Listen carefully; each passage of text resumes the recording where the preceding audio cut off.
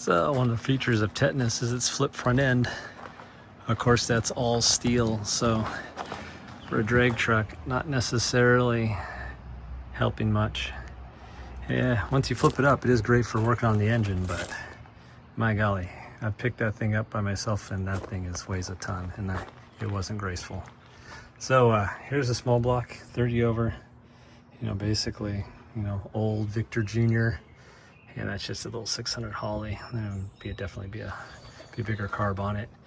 Old dual point race distributor that looks like it's probably going to be needed replaced. Old coil, old fuel system. So, it's going to be, if it's okay and it runs, we're going to use it. Otherwise, it's going to be, I don't know. Could be anything. There's definitely room for a big block in here. But it'd be nice to reuse the exhaust and stuff, even though it's probably rotted on the muffler side. So stay tuned for more Tetanus.